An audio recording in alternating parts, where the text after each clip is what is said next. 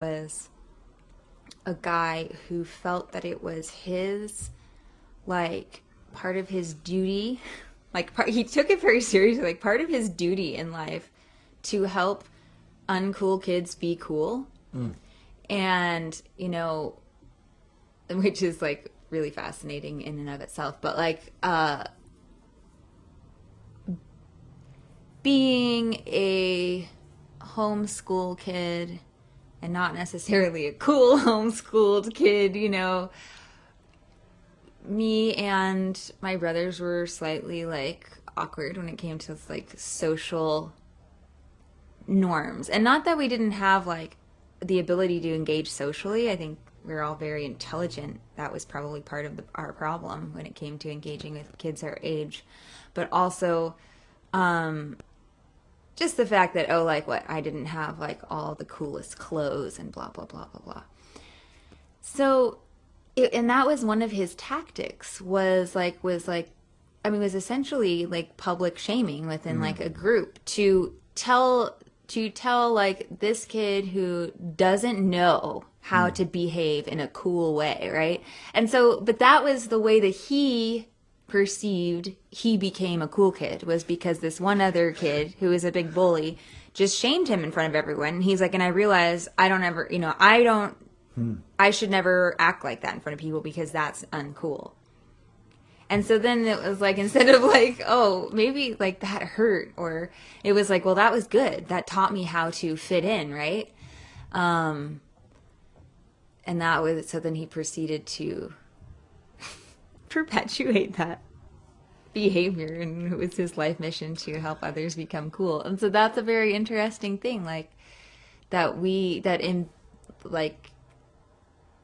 we use the embarrassment tactic as kind of a mask for,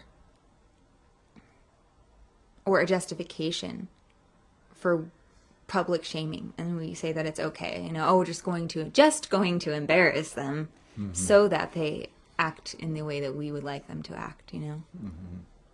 Fascinating. What's interesting, what I heard you say was like something about self-restraint.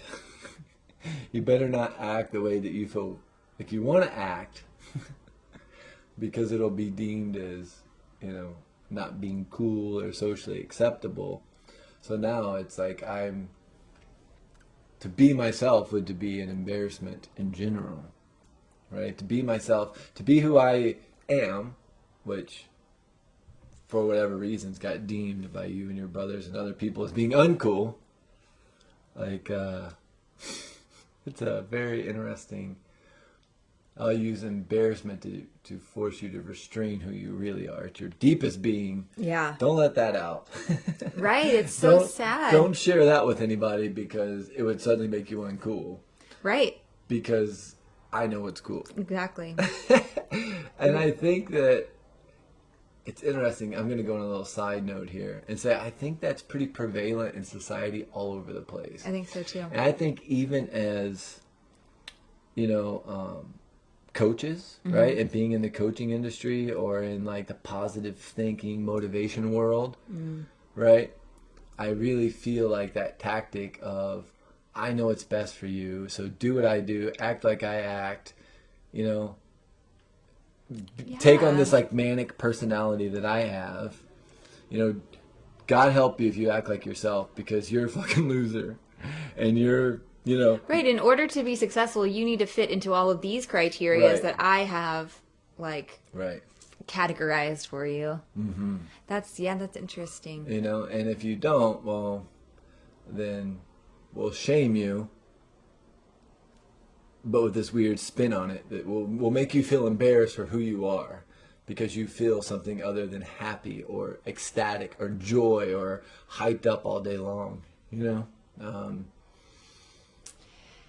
It's interesting, right? It's, like I said, that's a little bit of a side hole to jump down, Well, no, but I think that that's a really good point to bring up because I feel like in groups, we can often choose to. So say I was in a situation where I shared something in a group and I was crying. I was vulnerable. Like there was about a story, and I shared something, and like, and the response that I got from two of the older women in the group was like, "Oh, well, you really should start a gratitude journal." And I was like, oh, okay, like because I'm sharing this painful experience, I must not be a very grateful person. And so while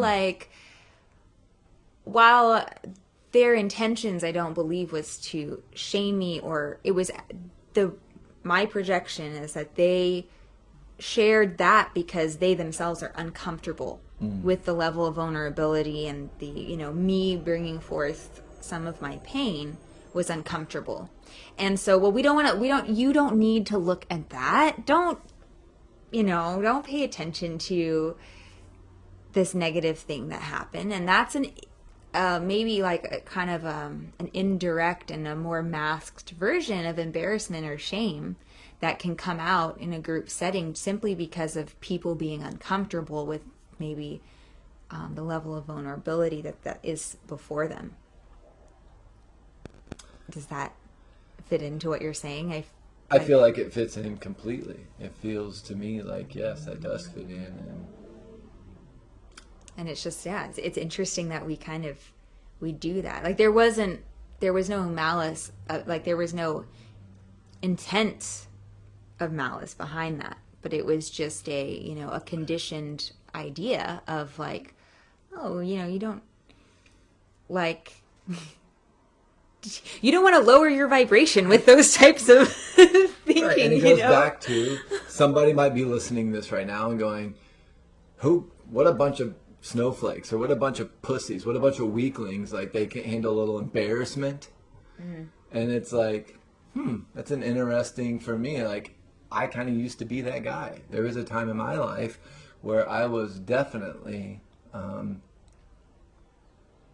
of those people who would shame you if you expressed feeling shame. If you expressed feeling like, well, actually this embarrassment has affected me in some way, because I wasn't even willing to look at like how my own shame or my own embarrassment or my own life experiences were causing me to return the screw, and so yeah. What does return the screw mean?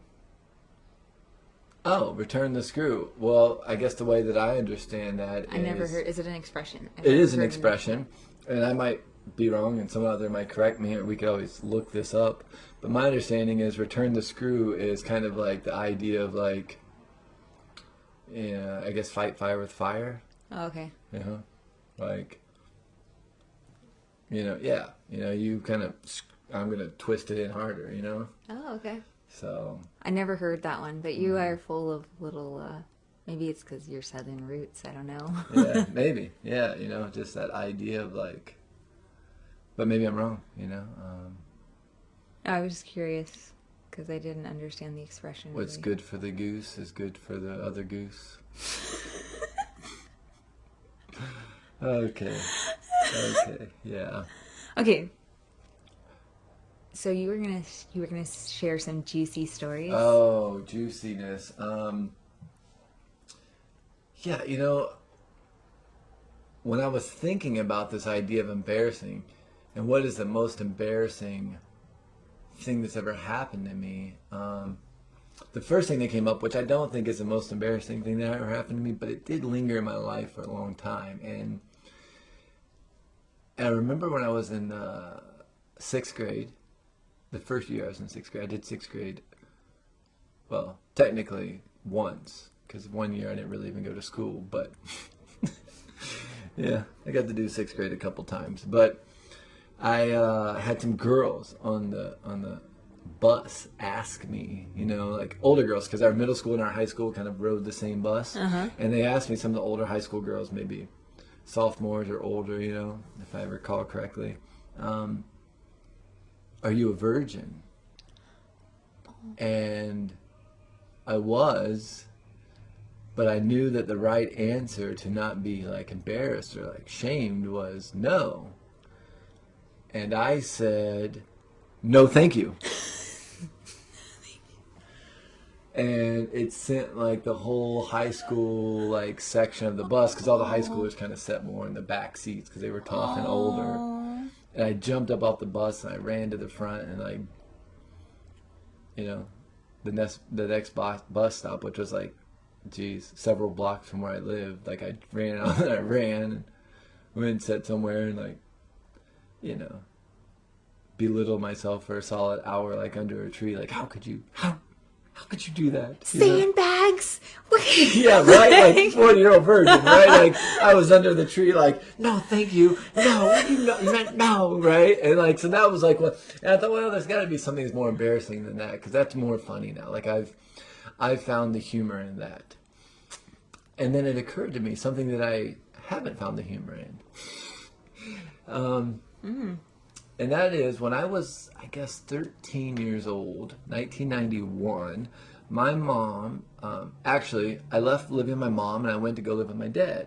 And so my dad lived in Indiana, and we were, that fall, right after I went to go live with my dad, we had went to watch a local race car, right? But it wasn't like NASCAR. It was like anybody that's like kind of in the Midwest or the South or anywhere they have like dirt race car tracks would kind of understand this. It was like local racing on like a quarter-mile like dirt track, like almost like good old boy or kind of like hillbilly race cars. And the bathroom after the racing was over and we were walking back to the car, my dad had said to me,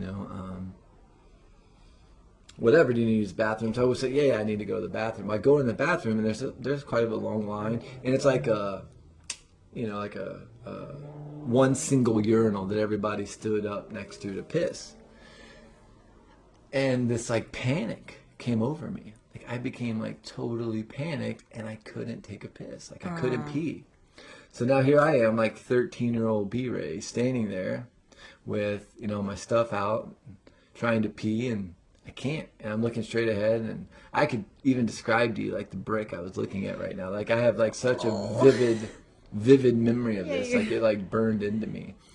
And I remember just like almost to the point of shaking, like, why can't I pee? Just pee. I had to pee. I know I got to pee, and I can't pee. And there's all these guys standing around me, and they're all peeing, and I'm just standing there with my junk out, not being able to pee. And I probably stood there a solid 3 to 5 minutes, Well, and finally, I just kind of zip my pants up and I kind of scurry out of the bathroom really quickly. And when I do so, my dad's like, everything okay? So he clearly, energetically, I'm guessing, felt something was off. I'm sure everything's okay, Well, then I hear 2 guys walking behind us. One of the guys says to another one of his buddies, he says, yeah, that kid right there, he's standing there with his cock out, not even peeing in the bathroom, And then he proceeded to go on and make a comment about like, you act like you never seen a dick before, And I had seen a dick before, I seen probably a couple of dicks before, but more importantly, I mean, I've been just 2 years before this, less than that, I was molested, I was sexually incested by my math teacher, someone who became like a parental figure in my life. And for whatever reason, like this thing showed up in such an awkward place, at the urinal in front of all these other men. And I couldn't pee. Like, and I was having these feelings of like, are they looking at me? Are other people looking at my penis? Do they want to touch my penis? This individual who was kind of like a father figure to me, like did touch my penis. And then to have these guys walking behind us, and I don't even know if my dad heard their discussion. I don't know. I don't think I brought it up to my dad. I never said a word about it. But I remember feeling like terribly embarrassed, just completely shamed. But also there were parts of me that were like, why did this individual notice that I wasn't peeing, right? So there was some sort of part of me, right? And so it's like, okay, so that's weird. So maybe it is weird to be a 13-year-old boy who can't go pee when he has to pee because he gets stage fright or frightened because the last time he was around another man and his penis, well, he was actually doing inappropriate things, right? And so to have this weird flashback and feeling and all this stuff happen, and like, especially in